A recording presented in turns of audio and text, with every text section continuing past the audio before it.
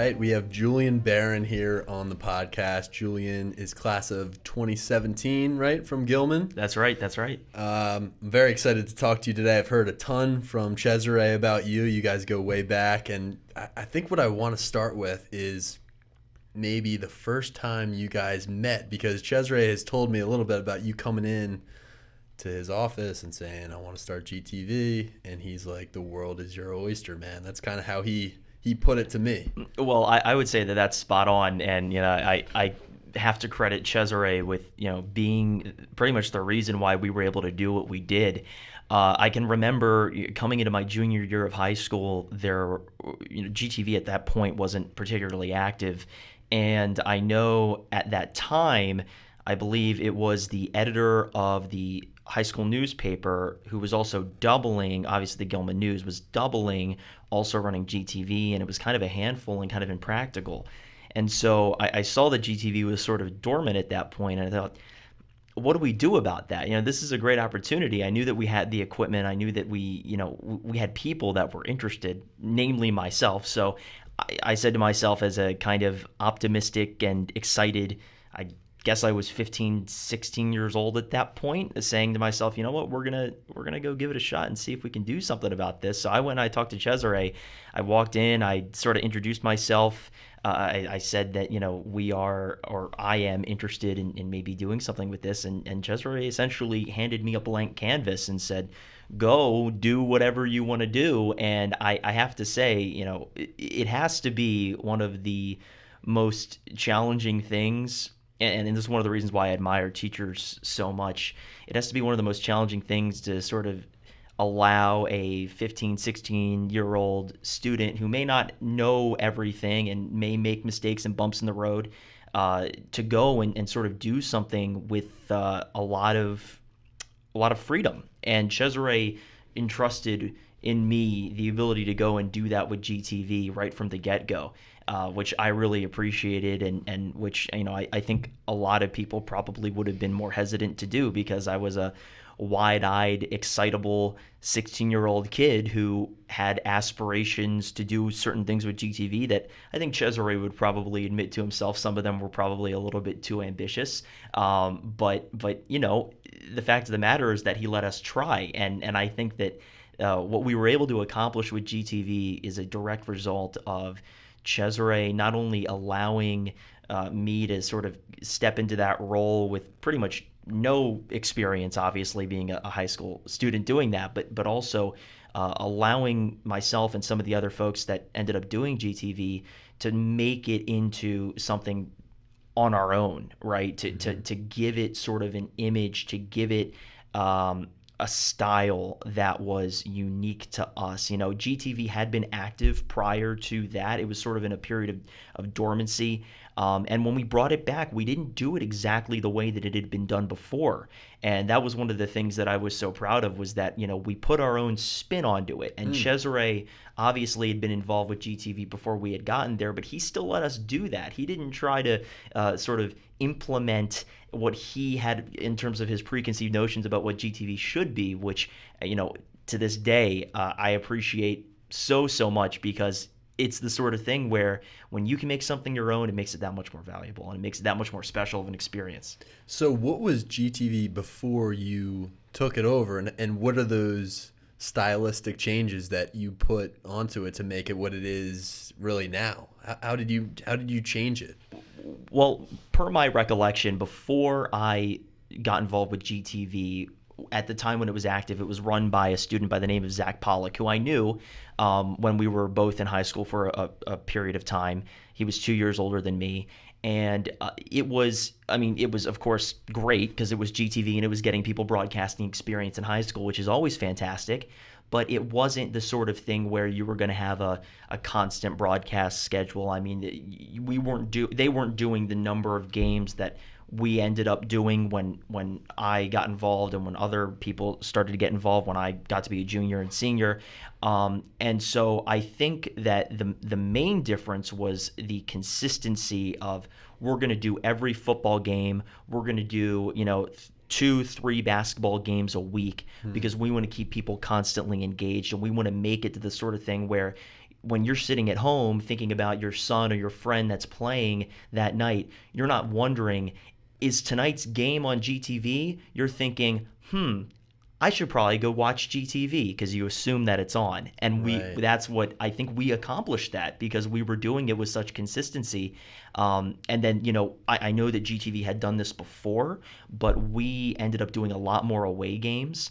And that was something that I was really adamant about, probably too adamant about in retrospect, because we ended up going, and I know Cesare can speak to this, we would go places that 15, 16-year-old kids with thousands of dollars worth of equipment had absolutely no business going. We loaded up, I can still remember this to this day, we loaded up my, at the time, Honda CRV with our big equipment box and our cameras and our tripods, and we drove 2.5 hours to Malvern, Pennsylvania for a Gilman football game. And in the process, and it was, I want to say 5 or 6 of us, mostly juniors and sophomores at the time, and actually it was juniors and seniors at the time, excuse me. And we broadcast the game, and one of the things that I love so much about that, and the reason I wanted to do that, was because if there's any purpose that GTV I thought could serve, it was to connect people with games that they couldn't go to. Mm-hmm. And so when there was a game in Malvern, Pennsylvania, we did hockey games in Easton, we did another football game at Friendship Academy in Anacostia in DC. When we had an opportunity to do that, I always wanted to jump on it. Now, sometimes it didn't go too well, but there were other times when it did. And when it did, I can still remember the smiles on Cesare's face and everybody else, because we were just so excited that we were able to connect people with Gilman athletics from a distance. Absolutely, yeah. You're, doing a huge service for everyone back home, because that's one of the things is if you can't make the game, you're still wondering what's going on. You still want to know the score, you want to know the updates, and if you could turn it on your YouTube, right, from a distance, that's amazing. That's you're doing a huge service for the school. How did you get the other guys involved? Because it sounds like you came into Cesare's office that first time and you wanted to do it, but you needed the crew of different GTV members. Did you have to recruit them too, or were they kind of open to the idea? So I hadn't spoken to them about it before I did this with Cesare. So after I walked into Cesare's office and he, like I said, sort of gave me this blank canvas, I said, who are the people that I know that are most equipped, best equipped to do certain things? And so I can, just to name a few people, right? And I hope they go back and listen to this. I'm certainly going to send them the link to this podcast. One of them was Nathan Heinlein, and Nathan Heinlein had, been a friend of mine for a long time. And he was somebody who wasn't necessarily looking to go into broadcasting or media, but he has just an innate ability to make conversation, and he was very well versed in sports, particularly football and baseball. And so I said, you know what? I know he's my friend. I know it seems a little bit like maybe a little unfair, but because there wasn't such a demand for GTV, people weren't clamoring for the opportunities. I said, why don't we take him, see how he does, and then John Ball, who another person I hope ends up listening to this, who was just a guru of technology. You talk about somebody that was just light years ahead of where people normally are at that age. Even for somebody that ultimately wants to be like a rocket scientist, you talk about John Ball at that age. He can answer any question you had about audio, video, computers. This guy, maybe one of the sharpest people I've ever met in my life at that age. You could put him toe to toe with people like 40 years older than him when he was 16, and he was just incredible. And so I said, let's get him, let's get Nathan, let's get a few other guys that are just fun to be around, that are committed to producing a good product. And once we did that, it came together, but it came together because I think that after the first few games, everybody started to realize that, we were all trying to put together this finished product. We were trying to have something that we could all be proud of every single time we went out and did what we did. And I can still remember when we would go out, we'd do a game, whether it was home or on the road, and you would think normally when people do things, because these would be like 3-4 hour engagements, because you got to get there, you got to set up. It's an investment. It is. There's no doubt about it. And what we would do, no matter how long it took, whether it was a Friday night, a Monday night, a Tuesday night, we would go to the games, do the games, close everything up, and as tired as we would be, we would come back in here to the GTV studio, and we would sit and we'd watch the broadcasts. Oh, wow. And we would sit and we'd pick ourselves apart. We'd say we could have done this better, we could have done this better. And the reason we did that was because we were just so committed to making a good product and to making our operation better than some of the competition, because we did have competition at the time. In the MIAA or nationally, were you watching other broadcasts, or were you kind of just looking to the MIAA for that competition? It was primarily in the MIAA. I will say, though, based on some of the things that I had seen at that time, not to, I feel like I'm losing a little bit of my humility here, but I think that our product at the time was really impressive and maybe one of the best in the country at the time. But I was primarily focused in the MIAA. And, I'll admit this about myself. I think I'm sort of a naturally competitive person, and I use that as something to sort of motivate me, which I think, if done right, can be a healthy thing. And so, I would look to Cesare's alma mater in Calvert Hall. They were doing something over there. Loyola was doing something at the time. McDonough had an operation over there with actually the person that headed up the McDonough Broadcast Club is somebody that I know fairly well. And so ultimately what it became was, we would see what they were doing at other schools, and we would say, how do we do it better? How do we do it so that the Loyola parent wants to watch the Gilman broadcast because we're doing something that they're not? And I think that mindset stuck until we graduated. In terms of sports commentary, what are some of those intangibles? When you came back here, you sat down, you reviewed the game that you just did in Malvern, Pennsylvania. What are the intangibles from your commentary that you were looking to tweak on the next one? Like, what are some of those areas of progress that you could point out? I think there are times. Well, the number one thing I will say, and I think I actually may have just done it right there and then when I started speaking a moment ago, is you'll start talking in a broadcast and you'll find yourself going to a dead end. And that was one of the biggest things that we would look out for when we would come back and watch these games, is because when you're doing something, this, doing podcasting, and I think a lot of people know this when they're behind a microphone, it's really easy to start speaking, but it's just as easy to not actually have a destination. At least that was something that I would always find that I'd have trouble with. So when we would come back, I would think to myself, okay, let's find moments in this broadcast when I started speaking and I ended up rambling and saying something that really was not insightful, and somebody could have very easily just kind of tuned out. And I think what ultimately became of that is we realized we have to have somebody either dedicated or half and half doing statistics. Because what would happen would be we'd come back, we'd watch these broadcasts, and Nathan and I would do a riff like we're doing a comedy stand-up show, and we would realize that nobody that actually cares about this game wants to hear us sit here and riff for 2 hours, maybe for 30 minutes, but not for 2 hours. And I think the comedy aspect is good, but you've got to have some level of insightfulness. So we were looking to be insightful. When we would come back here, we'd also look at the technical elements. There were a lot of times when, and this is something that John Ball would get on big time, was we would pay attention to how we were doing with our camera switching, how we would do with our microphone levels, and this comes back to your main question, which is about the commentary. It is so easy, I feel, when you're doing this kind of sports commentary, to get either too excitable or not excitable enough, and you sort of have to find that perfect balance. You could, just thinking back, you have Pernell Hill throwing a 60-yard touchdown to whoever it may be, and he was the quarterback of the team at the time. It's so easy to just scream and lose your mind, and I more than certainly fell victim to that a couple of times. What happens is that makes your microphone sound bad, makes you sound unprofessional, and what it does is it cheapens the moment. You really want to save that for the most incredible play that may end up on SportsCenter.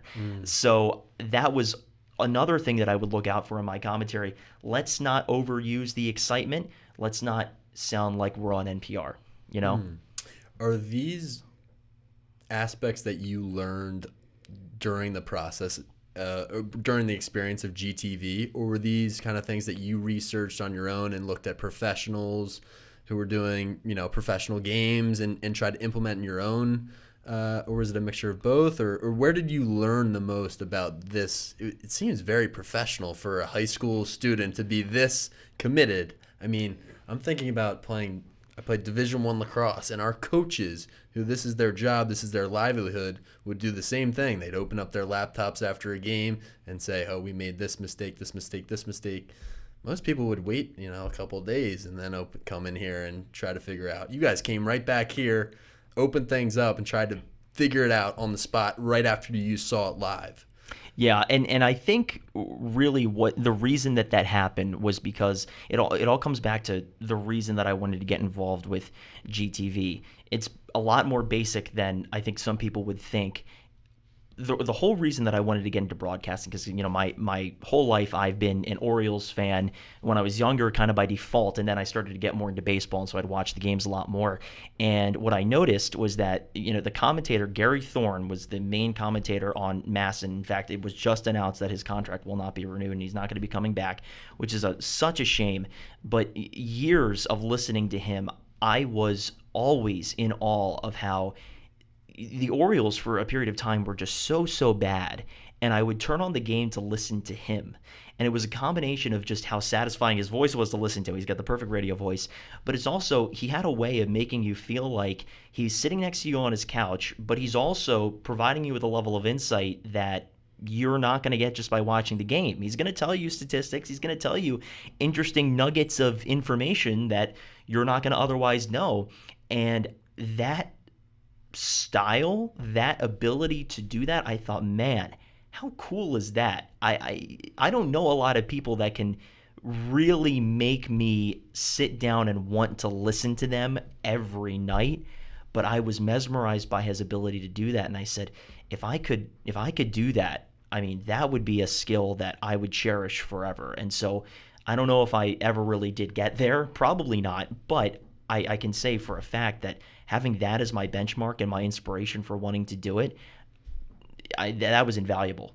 Yeah, I would say another Gilman alum who reminds me of Gary Thorne, who you're talking about, is Ryan Boyle, and he's a lacrosse commentator for college lacrosse. You've probably heard of him. He's big time Gilman guy, and he is my favorite commentator to watch or to listen to because he provides that level of insight that you're talking about. He's played the game at a very high level. He's one of the best attackmen of all times, one of the best lacrosse players in recent history, and he educates you on the game. If you're a first-time watcher to lacrosse, you've never seen the sport before, and you're just flipping on the channel, he'll teach you about in almost layman's terms about what's going on here and provide that same level of expertise and excitement that I feel that way too. You need that. I watched the PLL, which is the new professional league, this summer, and one of the reasons I liked watching is because I was learning more from Ryan Boyle, and I've played the game my whole life, and he has different terms, different insights that he's always weaving in there.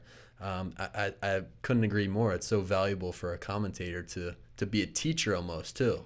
No doubt about it. And I think for a sport like lacrosse, it's especially important because, personally, being from Baltimore, I never played lacrosse, but I love the sport. I like watching it. And I think obviously, you're very well versed in lacrosse. It's a sport that is emerging thanks to the PLL in places where it otherwise wasn't so popular. And it's getting that national stage. I think for a long time, lacrosse was sort of thought of as like an East Coast, maybe sort of upper echelon elitist sport, but it's breaking that barrier a little bit, in part because of things like you mentioned that Boyle is doing and other people as well in their commentary, and in the way that it's covered. It's not covered in such a way where the references are all sort of hoity-toity colleges, and we're constantly going to keep coming back to tell you about this guy that played at Princeton in 1960. That makes its way in there, and of course we've had a lot of great players come from Gilman that have played at the Ivy Leagues and everywhere else, and we should talk about lacrosse history. But what we also do is we talk about the fundamentals. Why is the game fun to watch, and how does the game work? And I think it's so easy when you are an expert at something to get dropped into it and to talk about it at a level that you think is easy to understand, but the viewer is like, huh? What? I mean, I don't understand this. And you're like, well, what are you not getting? And it's just that missing gap. And I think that people that are calling the PLL and sort of just general lacrosse coverage right now. I think Anish Shroff does a ESPN. great job of this. does. Of making it so that you're watching the game and you're learning about it, like you said. You're educating the viewer, not making them feel like they're dumb, but what you are doing is you're giving them sort of implied suggestions as you go. So instead of just sort of saying, describing to somebody what it means to be at the X in lacrosse, or describing, what's a ground ball, things like that. Instead of doing saying those things and here's what that means, framing it that way, you explained it in conversation so that people are learning as opposed to being given an explicit definition like something you'd learn out of a dictionary. To be able to do that well is a real tough thing. Yeah, it's definitely a skill. And one thing I'd say about Ryan Boyle is because he's played at such a high level and he's done all of these things that are happening on the field before, it's slow motion to him. It's very easy for him to convey that through his broadcast. Is it hard to commentate, for instance, a baseball game? If you've, like in high school, you're commentating a baseball game or a basketball game. You've never played as high of a level in the basketball court, so you might not know exactly what that's like to be out there. Is it hard to kind of feel and empathize with the players out there when you're in the studio broadcasting? It definitely can be, and I think it's a lot more apparent to people who it's very difficult to put that level of self-criticism on yourself when you don't know how you come off to other people who may be more familiar with the sport, may have played it more than you. I mean, for me, and this is something that I struggled with for a very long time, I'd always been a big football fan. I'd always been a baseball fan. I knew the games very well. I was a little bit less well-versed in basketball, but I knew enough. I had been a college basketball fan to the point where I thought I could get by, and I think I did get by. What I really struggled with were things like lacrosse, and I struggled with things like volleyball. I was watching your volleyball. Right. That was, we were at the time, at this point in time, in 2017 at Gilman School, the volleyball team was all the rage. And I know it's probably, you can tell me, is it still popular? It's very popular. And one of the first things, I came to Gilman right after graduating. I'd never even seen a volleyball game, really. It wasn't cool to play volleyball in my high school. No one went to the volleyball games. Came to the volleyball game here. I was like, all right, I'll check it out. The place is packed. People are screaming. Dudes have their shirts off, waving, front row. I mean, it's crazy, and it was exciting. That is exactly how I felt the first time I went to a volleyball game here as a student at Gilman. It had never really been, the teams had been good before. There's no doubt about it, under Neil Gaby, who had coached the team for a long time before I was in high school. But at the time when I was junior, senior, it really started to take off in terms of something that people would go to these games and it would be such an event. And I can still remember the volleyball playoff games. We had meetings with the players, with the coach. They're sitting there teaching me, Nathan, and some of the other people about the game because we have absolutely no idea what we're doing. And I'll be the first person to tell you, we had no clue. And it was a struggle, but the thing that made it feasible was the excitement, the demand, and also the fact that we were helped along by the folks at the volleyball team who really taught us about it and gave us at least a baseline understanding.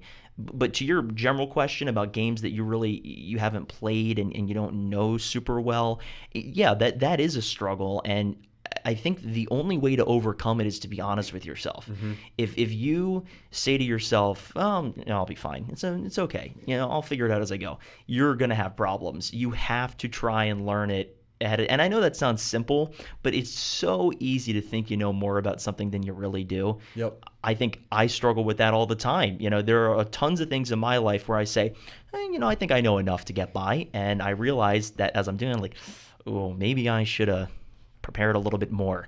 And I think this is a perfect example of something that is exactly like that.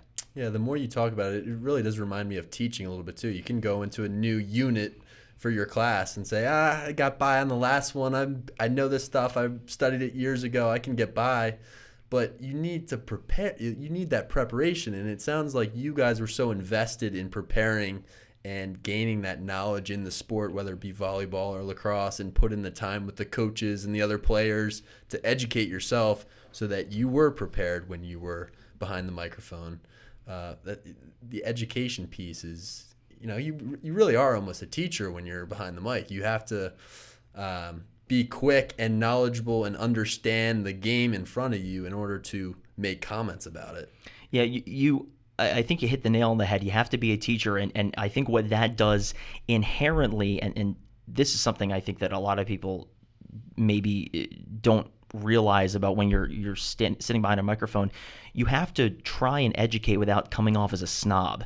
And it's so easy. I mean, honestly, I could sound like a snob right now explaining this. It's so easy to try and explain something to somebody, to explain how something works, to explain, why someone's doing something. And I mean, I think that's part of the reason why there's always so much hot debate over these sports talk shows, like Colin Cowherd and whatnot, because everyone's like, oh, he's never played. What does he know? Blah, blah, blah. And it's really easy to come off that way. So I think like you said, there is this inherent level of like teaching. It's a teaching component of it that you have to embrace. And I'll be the first to tell you, there were some points that in terms of teaching myself before these games about certain things I needed to know, there were times when I did it better than others. But if I were, to go back today to 2016 and to do GTV over again, I think the number one thing that I would do more so than I did would be to teach myself aspects of the games that I was not super familiar with, like lacrosse and like volleyball, and to give it even more attention. I think it would have enabled me to be a lot better. Yeah, I think you can prepare to a point, but also I'm trying to imagine if I were to call a volleyball game right now. I've never played the sport. I have no idea what it's like to be an athlete. There's still going to be a learning curve, and I'm going to be very nervous to go out there and try to make commentary on what's going on when I haven't done it. And that's why I think like Ryan Boyle and some of those really good commentators like you were talking about for the Orioles, maybe they've played at that high level, or Ryan Boyle, it's like, but then that also gives you the challenge that you were talking about too, is it's hard to convey something in layman's terms when you've played at such a high level. It's almost obvious to you. Like, why didn't he make that feed? There's sticks in the passing lane, and obviously, but if I've never watched it before, if I'm a new customer of lacrosse or interested in the game, you can't come off that way to me, or it's going to turn me off. I'm going to turn the channel. There's no doubt about it. And I think, but like you said, when you're in a position like that where it's like, oh, well, why didn't he make that feed? You can bring that up, but you can do it in such a way where you're also informing people, which is, so it's like, do you ask the question, why didn't he make that feed? He should have made that feed. What a lost opportunity. Okay, well, you didn't really inform anybody of what happened there. Mm-hmm. If you ask, why didn't he make that feed? You can explain, well, here's why he should have done that, because this guy should have been here, that guy should have been there, and this play was set up in such a way where he was supposed to do that, and you can, use the telestrator, yep. Show it. Yeah. Maybe we didn't actually have that with GTV, but, some of these guys at the higher levels, you start to have the telestrator. When you do that, that is just an added element that I think when that's captured, oh man, it makes people really not only enjoy the product, but also gain something from it too. Sometimes maybe they don't even know. Yeah, you don't even realize you're being educated as you're watching a volleyball game. Yeah, a lacrosse game. Which is, it's cool, especially for the more, and I use that not to offend you, but I use the term obscure sports to, lacrosse and volleyball. For sure. I think lacrosse is certainly more mainstream than volleyball is, but I think it sort of a similarity that they both have is that, they are not going to be on prime time on a network television station. Yeah. At least not yet. Not yet. PLL's doing pretty well though. They're very good with their social media, I will say. And if they continue to have guys like Ryan Boyle teach the game, I think it could spread pretty quickly, but I don't know. Who knows what the future holds for lacrosse. My other question was, when you first came to Cesare with the idea for GTV, where did that originate? Like, have you always been into watching sports, or Cesare said something about weather growing up, and you were very into weather forecasting and things along that line?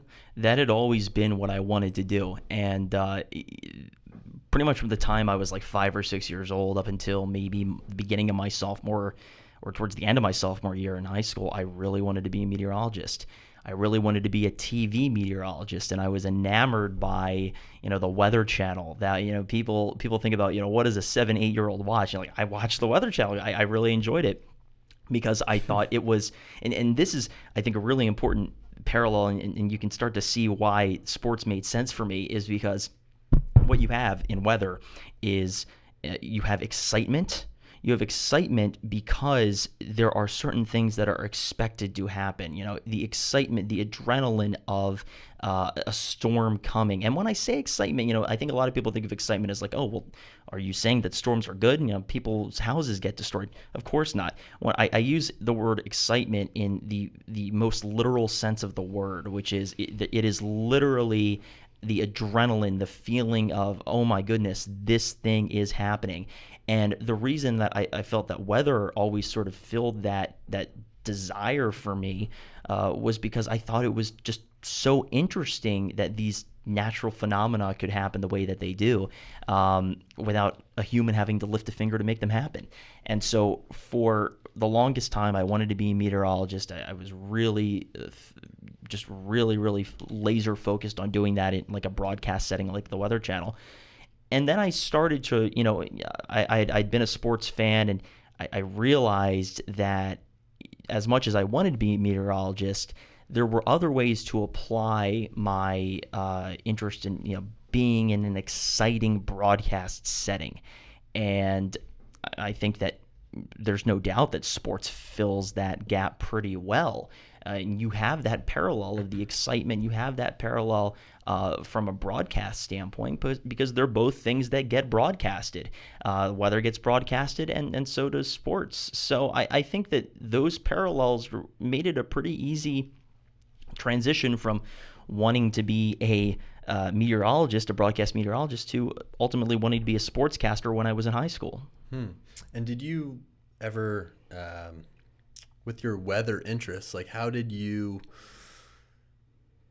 take that and transition into, like, how did you take your weather interests and transition into sports broadcasting? Was it as soon as you picked up broadcasting here at Gilman that you left that interest behind you and you're like, wow, this is exciting, this is new territory, I'm going to pursue this? Or was it always kind of hand in hand and you kind of just went down the sports broadcasting road and you were like, I might like this a little bit more? How did that play out? I think part of it is definitely that I liked it a little bit more. I don't think there's any doubt in my mind that I enjoyed sports broadcasting more than I did meteorology, for as much as I did like meteorology and still do. One of the things, though, sometimes I feel in my brief time on this planet, you sort of get hit in the face with reality. And I think reality started to set in with me when I was in high school. I am not good at math. I'm just not. I've never been good at math. And to be a meteorologist, to not only get an undergraduate, but ultimately a graduate degree in meteorology, you need to have a pretty good understanding of thermodynamics and mathematic equations and expressions. And it was something that I knew I could do if I put my head down and said, I want to do this, I'm going to get it done. I could have done it, but I decided not to because I thought, let me try something different where I don't have to do that, but I can still get what I'm looking for. You can still get that feeling of anticipation, excitement, and yeah, exactly what you're looking for with weather, just almost to a higher degree of intensity in sports. No doubt about it. I think it is a higher degree of intensity. And again, I think it's so easy to think of like, oh, weather's not exciting. How can you be excited about a hurricane that's going to devastate people? It's not the excitement that you would think of in the traditional sports sense, but it still does translate. And I think that's one of the reasons I always like to bring this up with people. When you look at a traditional TV newscast, whether it's local or national, you generally have three topics of conversation. You have sports, you have weather, and you have news. And I think those things, all three of them, are really interchangeable in terms of the people that are involved in telling you how they're going. Yeah, and almost to the feeling of what, as you're watching it, the emotions that you get from watching the news versus the weather versus sports, there's a little bit of excitement and anxiety going on, and those feelings are almost interchangeable. They're really the same thing. I'm anxious. Well, I could change that into excitement very easily. Or I'm excited. I can start to think about it a little bit more. Now I'm anxious. It's almost the same type of emotion that you're feeling. And it's incredible. Sometimes you'll have situations where there's this intersectionality of those things on like a news broadcast. Sometimes sports is the news. Sometimes news is sports. Yeah. Sometimes weather is the news, and sometimes even weather is sports, because sometimes you have a situation where like the Ravens did up in Buffalo a couple weeks ago, where they're playing with the winds that are gusting, and that ultimately led to the Ravens having some struggles. So you have that crossover. So speaking of weather and sports, I have down here a couple of favorite broadcast memories that Cesare gave me that you will easily be able to talk about. Rain at MSJ. That's one of them. Oh yes, I can definitely remember that. We were under a balcony for a football game. I'm getting a nod from Cesare. I'm getting this right. We were under a balcony. We had a table laid out beneath, and when I guess calling it a balcony is probably a little bit inaccurate. It was more like their booth. It was their broadcast booth that they had, but we weren't at that point permitted to use it. So we are underneath it, shielded kind of from the rain, although it was still getting on us quite a bit. And they're playing down to the field. You got parents hooting and hollering. Everybody could hear us calling the game, and I think we were getting pretty considerably drenched at that point in time. But, we were getting a lot of feedback from the parents from our commentary. We were from Gilman, and this game was at Mount St. Joe, so naturally there were some parents that had some things to say about what we were saying. They thought maybe it was a little bit biased, and I can still remember that hearing that chatter as we were calling the game, and then being able to actually partially hear it when we came back and watch the broadcast. So certainly a memory that is stamped into my mind. Did I get that right, Cesare? Cesare's nodding over here from the production nook to our left here. So what are some of your other favorite broadcasting memories when you think back to your 4 years in GTV? What really stands out to you or pops out in your head? That is a great question, and I could probably go on forever. But one that definitely stands out to me is when we had the opportunity to call Gilman in the baseball MIAA A Conference Championship at Ripken Stadium. They were against Archbishop Spalding, and Gilman had sort of a storybook run in the postseason that year, and we had the opportunity to call these games at Ripken Stadium. And one of the things that I will be most proud of always looking back on GTV is because when we did that game, and Cesare and I had talked about this for a long time, we wanted to get as close to a legitimate baseball broadcast as possible. And what that meant was we wanted to have a camera in the outfield. And we wanted to have a camera that was going to zoom in from behind the pitcher exactly like you'd see in a major league broadcast. And when the ball's put in play, you have somebody to switcher that's going to switch the view so that you see what's going on as if you're looking from the broadcast booth outward. And we accomplished that at Ripken Stadium. And it wasn't until now I will say this. I want to make sure I get this right. We didn't do that the first time that we were there for the Archbishop Spalding championship game, but it was being there that gave us the idea to do that. And when we came back to Ripken Stadium the next year, we were able to do that. So I think I'm kind of lumping all of our Ripken Stadium in Aberdeen, of course. I'm sort of lumping all those memories together into one, but all of the times that we had the opportunity to broadcast there, whether it was the Spalding championship games, which Gilman did end up losing, but it was still a tremendous run, or the following year, I believe we played John Carroll there the following year, and we may have had one more game there as well. Being able to call games from that professional stadium that is a real dream come true, and to be able to do it with an outfield camera is just a tremendous feat. Timpton delivers. This ball is struck towards the left side of the infield. The runner's coming home. They're going to make the long throw across. That will score the run on the RBI ground out. We are tied 4-4. Max Costas, he's out, but he gets it done. And now the go-ahead run in scoring position at second.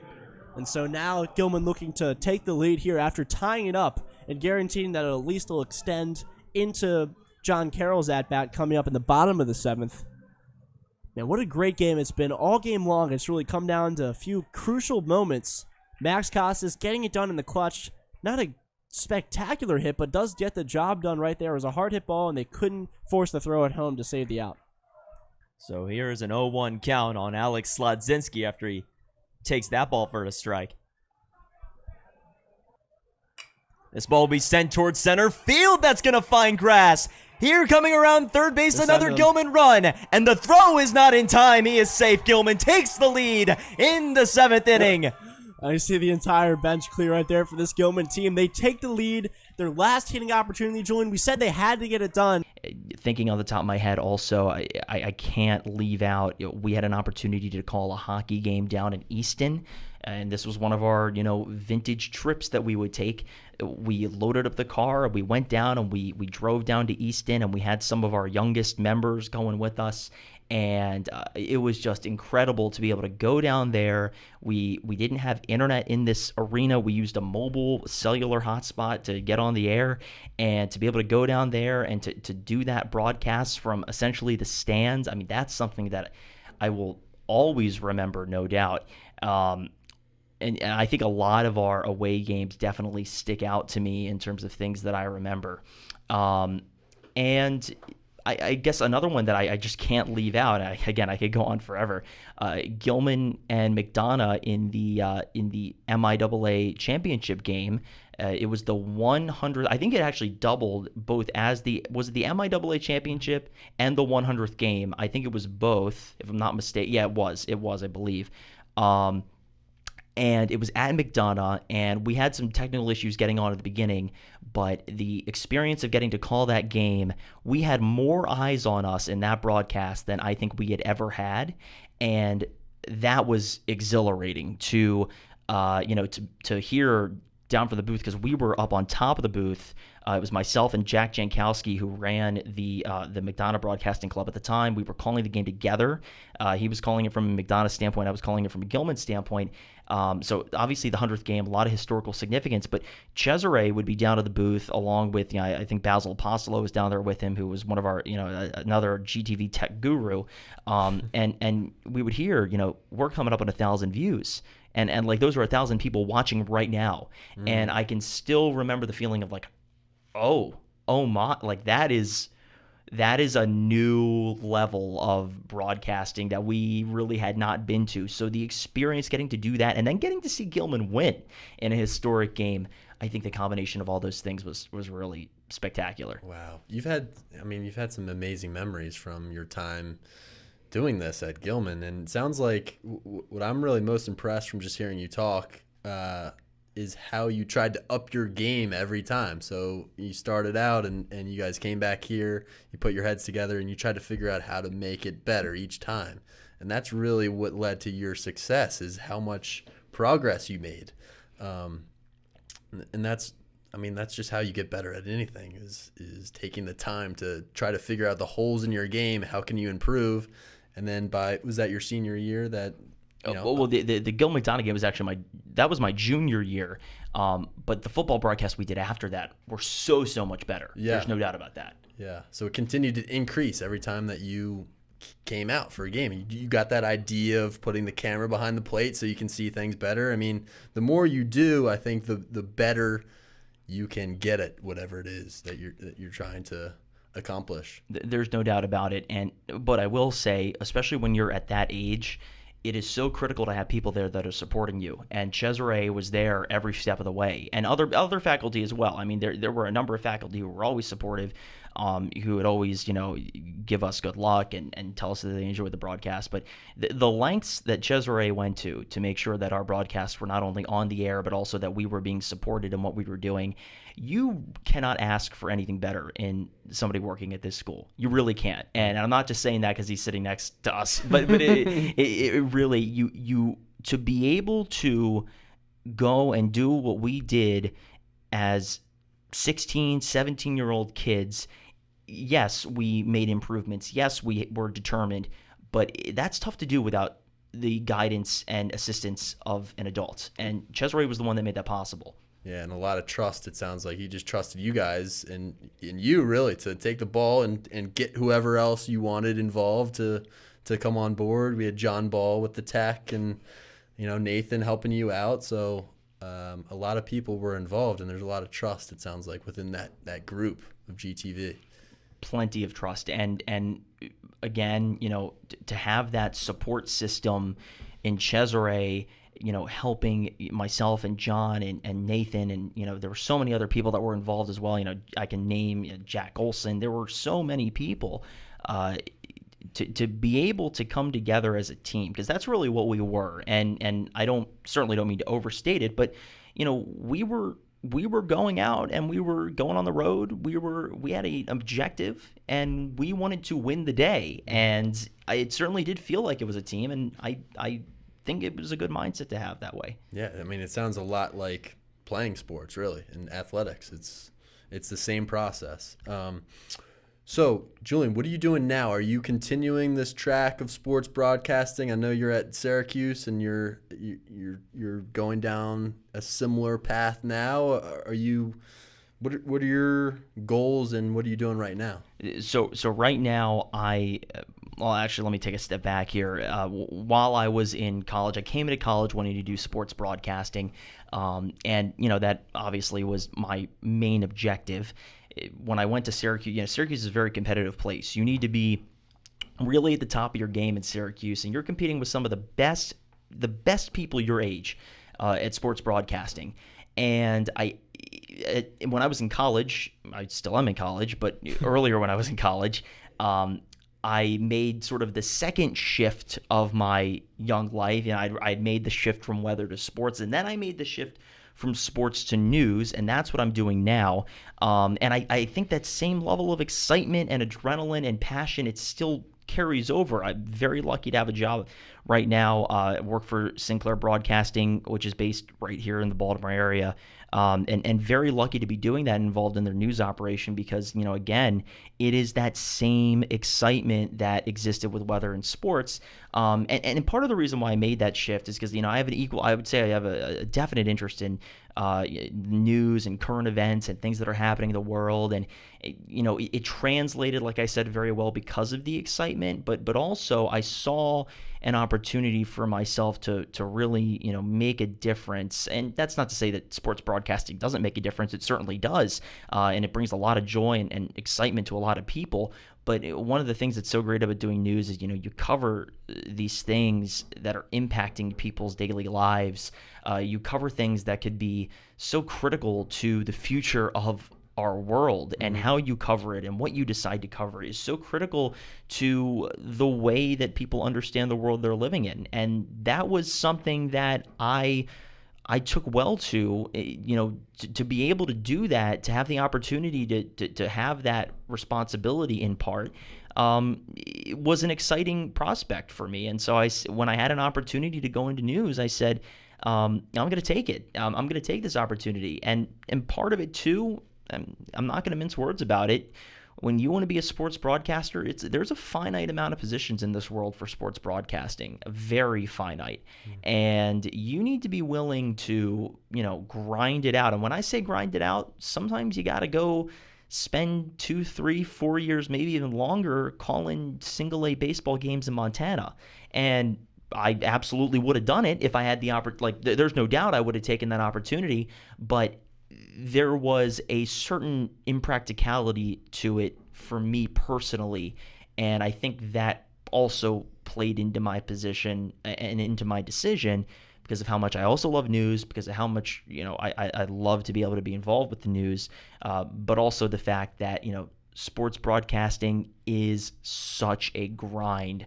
And I know it kind of sounds like I shied away from the challenge, and in a way I did, but you also have to consider like the monetary repercussions of going out to call minor league baseball for like half a decade. It can be really, that can be a costly thing. Right. And location wise, it sounds like you would have to take opportunities in very remote locations, whereas with news, you can come right back to Baltimore, which I understand that's your home here. You love this place in Baltimore. I do. Absolutely. And there's no doubt that Baltimore, to me, Baltimore is a part of me, and I always tell people this, I am so lucky to be from here. And I think when you go to Gilman, in a lot of ways, you are a bit sheltered from the rest of Baltimore. And I think most people would agree. When you're in this Roland Park area, you don't necessarily have the exposure to the rest of the city that maybe you would if you were a little bit south or east or west of here. But when you graduate and you take that zoom out of what Baltimore City is like, that's when you realize that there are so many things in this city that are unique, that are so special. The historical elements of the city, the pride that people have for this city, how it gets overshadowed by Washington and Philadelphia, but it is itself its own entity, and it really does have its own identity, even though we are right next to the nation's capital. That, to me, and the underdog mentality of Baltimore is irreplaceable. Mm-hmm. I could never think of another place as my home, even if I was living there. I could never. So those AA games in Montana, just not going to do it for you. No, I mean, I again, I've spent a few years in Syracuse, New York, and I love Syracuse. But yeah, what was Syracuse like for you going up there from Baltimore? It is, one thing I will say is that, well, just to get it out of the way, there is a weather shock. It is cold. It is snowy, and you got to get used to that. Well, that's the thing. People around here, and I went to school in Boston, and it's freezing. And even Pennsylvania, Philadelphia, where I'm from, is cold. But even today, people were saying it's cold out, it's a little rainy. I'm like, no, it's not. It's not that bad out here. Syracuse, New York, it's freezing. I've been up there. It's brutal. Oh, yeah, and I would be willing to bet that you played Division I college lacrosse. You ever go to the Carrier Dome? I have. We didn't play in there, but we played in that newer facility, which is like a clubhouse. Manley Fieldhouse, maybe? It might be. Possibly. With brand new turf. It's like a couple of years old. It was amazing. Oh, yeah. Oh, gosh. I think it's right next to the Carrier Dome, maybe. I could be wrong. It was a while ago. You know what? I'm sure that what you're talking about exists, but I probably am totally blanking on it right now. But yeah, I mean that is inside. Well, yeah, everything's inside up there, you know. Because if you have anything outside, you're gonna freeze to death. Are there any fields outside there? There are, but it's pretty much limited to just high school. I mean, there are small colleges around there, but in terms of Syracuse basketball, well, obviously basketball, but football and any sort of events like that. Other than lacrosse is all inside. They never play outside. They never. Soccer plays outside, but that's really the only one that I can think of that does, because it's just so cold. It is. Yeah, I mean, I'm sure that was a shock for you, but Baltimore, it doesn't get that. We've had maybe 2 snow days since I've been down here in 3 years. I don't know. It is, going up to Syracuse and having that first snowstorm. It was a shock, but I think the biggest shock of it wasn't the snow itself. It was the way that people handled it. Driving up there in a snowstorm, I can remember the first snowstorm that I experienced when I had a car up there. We were getting 18 to 20 inches of snow. I was driving going 15 to 20 miles per hour in the right-hand lane like any good Baltimorean would. And, you've got people that are from Cazenovia, which is right outside of Syracuse, or DeWitt, or any of those places that are suburbs of Syracuse, and they're driving their pickup trucks going 65, 70 miles per hour in the left-hand lane in the middle of a blizzard. And it's like, well, dang, if they can do it, why can't I? I can't say that I've tried it, but it's impressive. Yeah, they're just used to it. It's just a different, like in Boston, they just clear the roads, and you're not cutting school. You're not canceling school. You're going to school. It's just clear the roads and we're good to go. That's right. Look, I think that people in New England and people in especially upstate New York, they have a whole different perspective on the snow. And down here in Baltimore, the perspective, I always like to make jokes about it. It's like when you go to Syracuse and you come back home, whether you're from Baltimore or Philadelphia or Jersey, it's like you walk in and you're like, your parents are like, aren't you cold? You're not wearing a coat. You're like, no, I don't need a coat. What is this? It's only 25 degrees outside. But the truth of the matter is that you do really get accustomed to it being a lot colder. And it makes it funny when, you see 3-4 inches of snow down here shuts everything down. Yeah. Today we were thinking it might be a 2-hour delay today, but it was very light, very light. It wasn't much at all. But with that said, unlike Syracuse, unlike Boston, when it does snow slightly, we're canceled. We're done. Exactly. We in my time at Syracuse, we've had snowstorm after snowstorm after snowstorm. I can only remember one time one time that classes were canceled and another time they were let out early. That's it. Yeah. So tell me a little bit about So tell me a little bit about your time at Gilman, and we've heard a lot about Cesare, about GTV, but maybe some of the other teachers and people at this school that have had an influence on you. So the podcast is called Path to Follow Podcast, and it's named after a documentary, Ready Finney, that came out a couple years ago. But really the whole thing is about having teachers, coaches, faculty, staff on, alumni, to talk about Gilman to start, and what this place really meant to you when you went here, and what it means to you today looking back. There are so many people that, during my time at Gilman were mentors to me, inspired me, led me the right way, and I almost feel flawed and wrong for trying to list them, because there are so many and I will inevitably leave somebody out. I can tell you, having gone to Gilman for 12 years, if I had to look at and I hate to put it this way, but I have to be honest because this is an honest show. I look at lower school, I look at middle school, I look at upper school, and I think about the quantity of people when I was in middle school that really steered me. I can still remember people like, and some of them may not still be here, but I can remember Chris Downs was I don't know if he's still here, but a history teacher in middle school. Andre Jones, who taught geography, and those are two people in particular that I really remember in middle school that were guiding forces and such good influence. Madame Abruzzo is another one I can remember from when I was in middle school. She was our French teacher. But if I had to look at middle school and I had to pick somebody that gave me a new perspective on everything, maybe it wasn't necessarily somebody that I looked up to and wanted to be like, but taught me a new outlook on how to perceive the world, I have to go with Mr. Culbertson, who I was lucky enough to have in 6th grade and 8th grade. And, I had him for math, and like I said before, I was never a math guy, so it wasn't like I was sitting there saying, dang, I want to be like Mr. Culbertson, because I wasn't any good at math, so I couldn't be like Mr. Culbertson. But his teaching style and I mean, the way he would, it's almost impossible to describe, but it was sort of an interrogative teaching style where the flow of the class would be him asking questions of everyone, and his questions and your answers would steer the direction of the class in math. It's not like this was philosophy, but he did it with math, and that to me was so astounding. And for me, it almost blurred the line between what is what everybody's expectation was from math and sciences. Everyone thinks of it as such a cold, impersonal thing, but I can't think of anybody that maybe had more personality than Mr. Culbertson when I was in middle school. Yeah, and he made it an interactive conversation. When you think of math, you think of like a lecture style, or taking what the teacher is saying and just put it in your notebook. I don't even really think of math as kind of an interactive conversation like that. So that's an amazing style of teaching. It's incredible. It's one of a kind, really. And Mr. Culbertson, to me, is the kind of person that will never, I can't think of anyone that was ever like him except for his brother, who at one point was the head of the middle school. Those two are very similar, but other than the two Culbertsons, they are really two of a kind.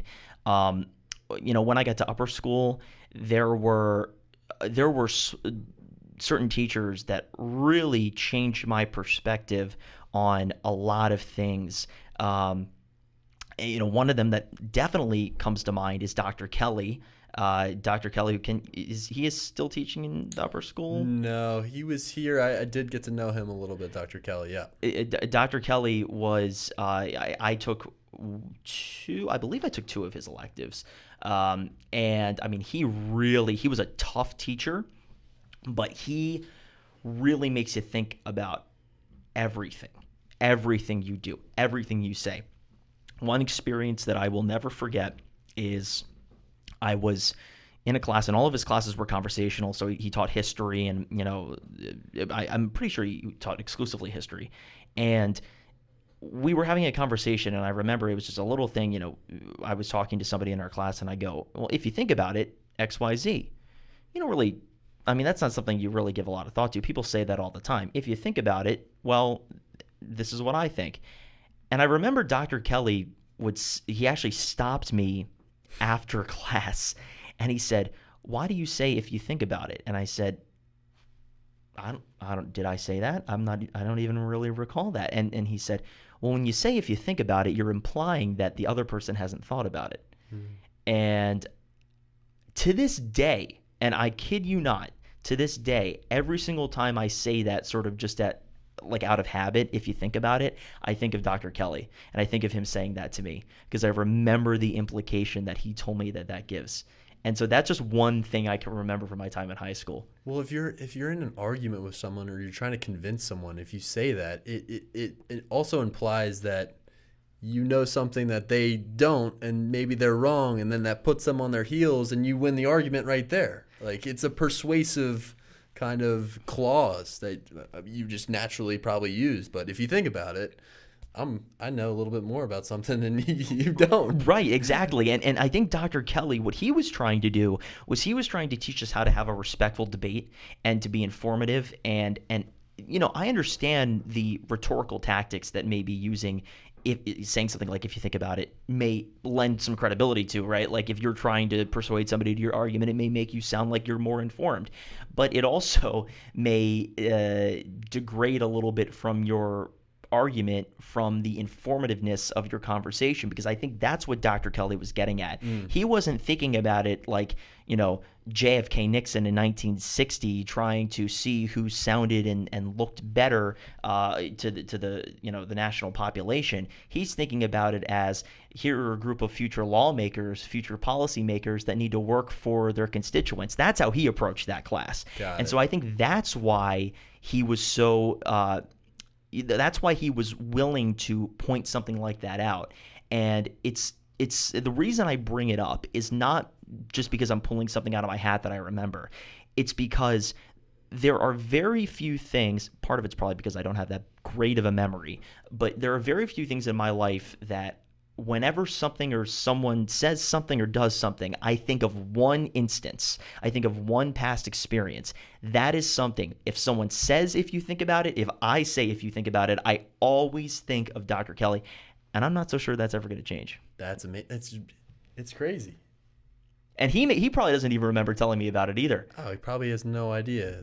But that's the beauty of Gilman. And I can't stress enough. Gilman is a place where so many little things happen to build who you are. And that, I think of it kind of like a bunch of building blocks to build one big castle. And that's what you are when you leave here. And it's kind of cliche to say something like that, but it really is true. It's all of these little experiences from all these different teachers and all these different mentors that come together. They come together and they mold you into who you are. And I think that when I was in middle school, you hear a lot about how Gilman is so great. You hear a lot about how, Gilman makes great men. And, what are you? You're 12, 13. You're like, yeah, okay, whatever. But you start to really realize it when you graduate and you reflect back on it and you say, wow, there are people you come across at your time at Gilman who give you those little moments, like I explained with Dr. Kelly, where it really changes your perspective on everything.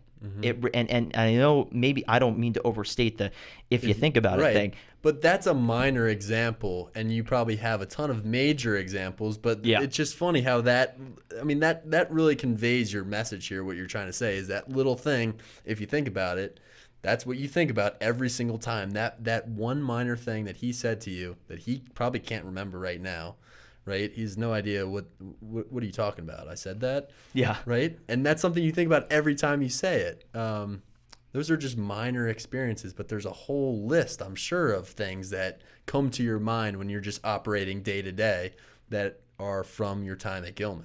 There's no doubt. I can remember. I mean, again, I can go off the list, and I'll probably do that. It's I think about. I took a reading, writing, fiction elective with John Rowell, and is he still heading up the English department? He's not, but he's in the English still in the department. English department. Yep. I love John Rowell. I will never forget that class, and one of the reasons is because when I signed up for it, I don't know if I had a lot of expectations for it. I thought, it's an elective, I'm going to take blah, blah, blah. But one of the things I found so interesting was, he was willing to tackle some things in that class, some subject matters, because you're a senior when you take that class, that you really never touched on in Gilman English, and really in a lot of classes. I mean, they are tough topics, and I won't get into the nitty-gritty, but he entrusts in his students to be able to deal with those things maturely. Mm-hmm. And that was something that I think I needed at that time. And what he allows you to do, because it's read and write fiction, you read sort of that heavy content, but then you write it. And what you do in the style, at least when I was there, was you would write these pieces, 6, 7, 8 pages, and then you would sit in class, you distribute copies to everybody, everyone would read them, and then you'd all give feedback, and you'd workshop all of your stories together. You have to sit there, you have to listen to the feedback. And, again, that's something that you get in a lot of classes, but the difference in this one, I thought, was that it really was no holds bar. If John Rowell felt like you didn't do something right, or you were taking the easy way out in your story, he's going to make sure you know it. And that's a good thing. Mm-hmm. That's a really good thing, because if you coddle people, they're never going to fix the way they're doing things, their approach. But he was so willing to be direct with you about what you were and weren't doing wrong. And that's why I can still remember, after that class was over, a few days before graduation, I saw him on Gilman's campus, and I said to him, that was one of the best classes I've ever taken. And I can still remember how happy he was to hear that. It's another class that I surely will not forget. That's amazing. And that's something that I've thought about a little bit, because so many people at Gilman, so many students love Carl Connolly's art class, and I love Carl Connolly's art class.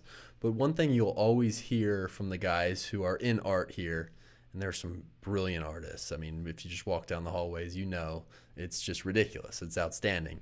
But they'll always say that Carl Connolly holds no punches. When he comes around and he's looking at your art piece, he's going to tell you exactly if it's good, if it's bad, what's wrong with it, what you're doing wrong. He's going to honestly critique you. And it sounds just like this English class with John Rowell. He's holding you to a higher standard, and you're exactly right. If you coddle someone as a teacher or a coach, they're not going to get any better. They're not going to try any harder. They're not going to recognize their flaws at all. It's absolutely true. And it doesn't mean, and I think a lot of people think about this, are like, oh, you don't want to be mean to people. You don't have to be mean to people to be honest with them. And I think that's something that Mr. Rowell mastered in that class, which was you can tell somebody your honest opinion or take away from what you've created without sounding like, you're a mean person. Mm-hmm. And, I think part of the reluctance to do that stems from the fact that people associate criticism with being mean. You can have constructive criticism, and it's not an oxymoron. And people do say, well, don't be critical, don't be this, don't be that. But constructive criticism at its core, I feel like, is something that in a lot of ways we've lost in some places. But Gilman thrives off of constructive criticism, and I think Mr. Rowell is only one example. But there's no better way to learn than to try and fail. Mm-hmm. And constructive criticism is the bridge from your failure to your success. It's necessary, 100%. So Julian, if you're thinking about some of the guys who are at Gilman now, they're juniors, seniors, or maybe even younger, maybe middle school. It seems like middle school had such a huge impact on you. Is there any advice or wisdom that you would maybe relay to students here at Gilman now that you think that they can take and benefit from? I would say, it's such a tough thing to even at my age, because obviously I'm not completely out of college yet, to try and implore what I've done on people, because I'm still a work in progress. We're all still works in progress, but just me especially. But if there's one thing I would say, it's that, don't be afraid to make a path for yourself that is unique. And when I say that, I think a lot of people feel a need to fall into a specific mold, right? There's this need, I need to be good at this because this person says I need to be good at this. I need to like this because this person says I need to like it, and everyone else likes it. And again, I'm going to preface this with, it's a little cliche, but it's so easy in middle school and high school here at Gilman or anywhere to fall victim to the pressures of trends and the pressures of expectations of other people. But if you're interested in weather, go do weather. If you want to do sports broadcasting, go do sports broadcasting, because there's one thing that I will hold with me to the day I die, is that there is no better place to try what you're interested in, to embrace what you're interested in, than right here at Gilman. I've spent 3.5 years at Syracuse University. I'm incredibly lucky to be at that school. It's a great school with great people. It does not come close to the amount of support and the amount of individual opportunities that Gilman provides, simply because of the sizes of the classes, the ratio of faculty to students, and the resources here. It's incomparable, and take advantage of it while you can, because these are the critical times where it'll make you who you are. So if that's what you want to do, if you like something that you feel like you can't like because, if you like weather, people are going to think I'm weird. Hey, people did think I was pretty weird for liking weather for so long. But if you like that or something else, you're worried you're going to get judged for it, try to venture into it at Gilman, because you have the people there to support you. Yeah, awesome advice. And I think I 100% agree. From being at Gilman for 3 years, I think you are going to be so hard-pressed to find a guy like Cesare, for example, who's going to trust you with GTV and let you run with it and hop in your car and drive to Easton for a hockey game. It's not going to happen at Syracuse. It's not going to happen when you're done with Syracuse. It's going to be very rare. And I think Gilman, there are so many people here who would drop everything and say, oh, you're interested in weather? Let me do all I can to help you pursue that, because look at you now. You took weather, you went to GTV, now you're at Newhouse, Syracuse, and you're going to get into news after you graduate in 2021. So it really does, the influence that teachers, coaches, faculty, staff here at Gilman can have on students, it can change your course in your life 100%. There's no doubt about it. And one of the things that's so great about Gilman is that if you do something here, it doesn't mean you have to. If you take, for example, I'll use my path as an example. If you like sports is what you want to do, whether it's broadcasting, playing, whatever it is, and that's something you build on, that's something you work on here at Gilman. Maybe it's not a career path, but in doing it here at Gilman, you gain experience. You gain, first off, a certain level of comfort with yourself, but then you also gain what the faculty will bring to you, which is support and advice and changes to your approach in what you're doing that apply elsewhere.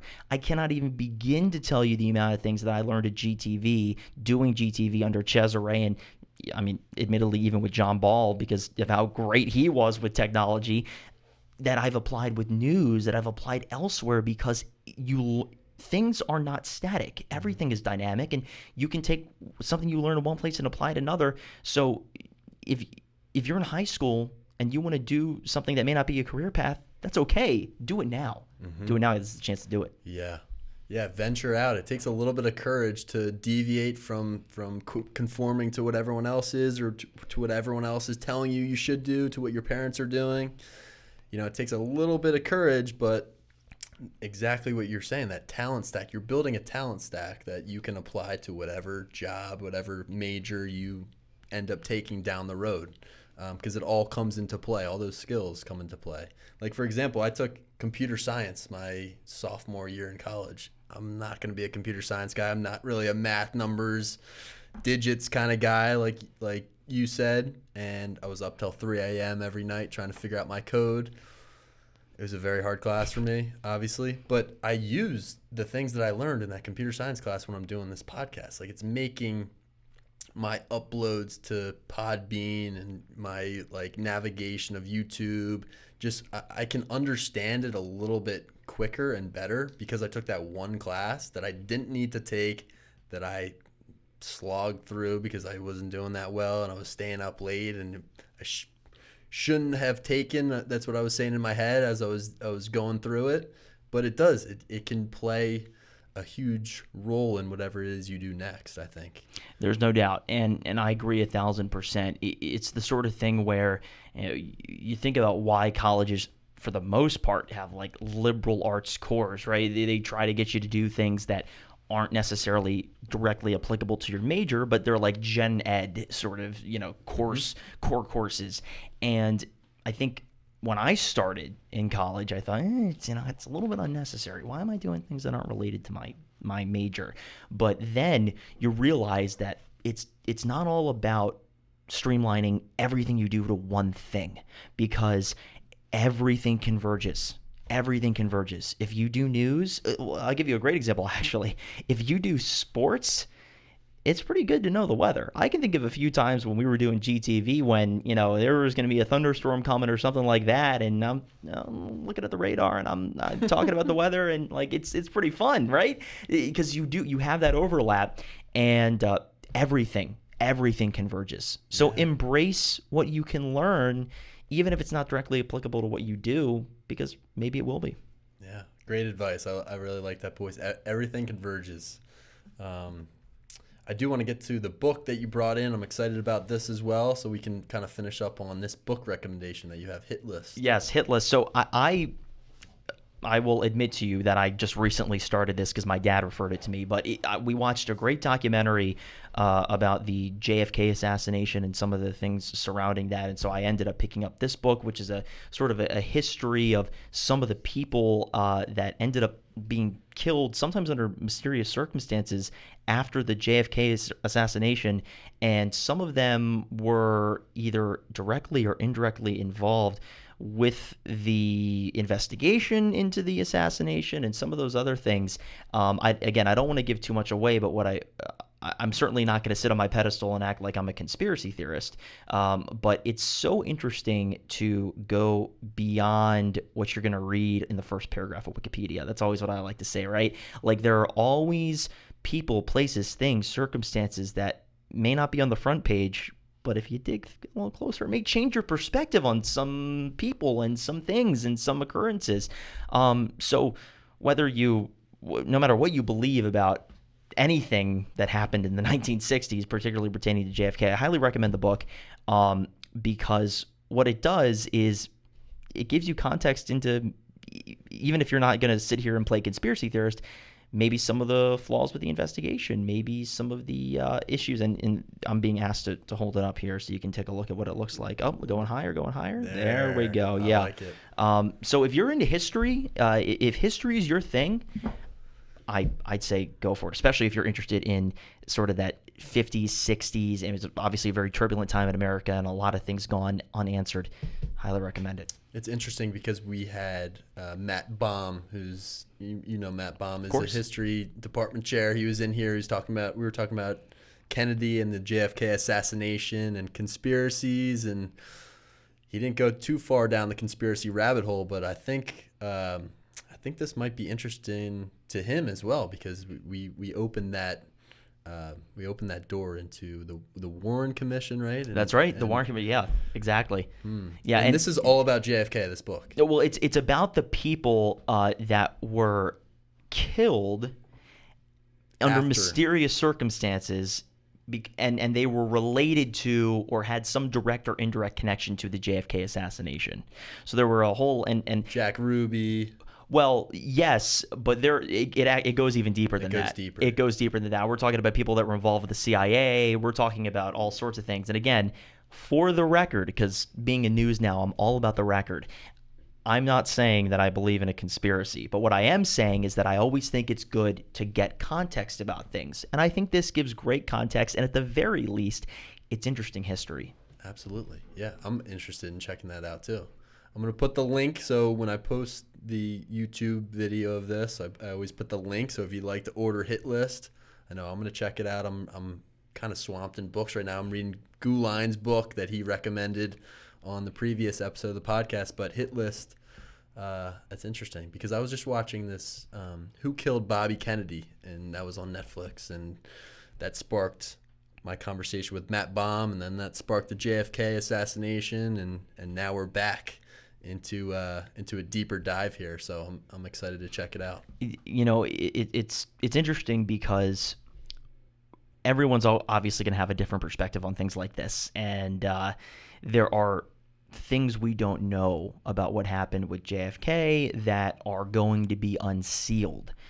Probably, I think some are scheduled within the next 10, 15 years, things like that.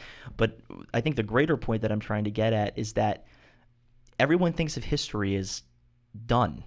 Sometimes it's not done. Mm-hmm. Sometimes there are things, sometimes history changes in the future. As weird as it may sound, when new documents come out about the JFK assassination, there will most certainly be things that change about what is documented in history based on those new things that are learned in unsealed documents. And I just like to implore on people that nothing is ever set in stone. And that is, I think, maybe not applicable to everything, but when it comes to history sometimes is just as dynamic as the present day. Oh, absolutely. I mean, I'm thinking about your position in the news right now and all the complexities and the disagreements. We can't even decide what's true in the news today and what's real, what's fake. Think about history. I mean, it's a whole can of worms that hasn't been opened yet, and we don't really know all the details and what's in our history books, what we're reading about. It's just one perspective. It's one vantage point on everything. Absolutely. So. I couldn't have said it better myself. The fact that when you pick up and read a book, whether it's this one or any other book, it is one person's perspective. And that's why I value so much getting multiple perspectives on all issues, because I'm not saying one or the other is right, but I'm going to let you have a chance to decide. Yeah, and we can talk about it. Yeah. We can talk about it on the next episode of the Path to Follow podcast. Julian, it was a real pleasure to have you on. I think we could do a couple more of these when you're in town next. I'm glad you're moving to Baltimore, so let's stay in touch, and thanks so much for coming on. It's my pleasure, and thank you so much for having me. I hope to chat more soon. Absolutely.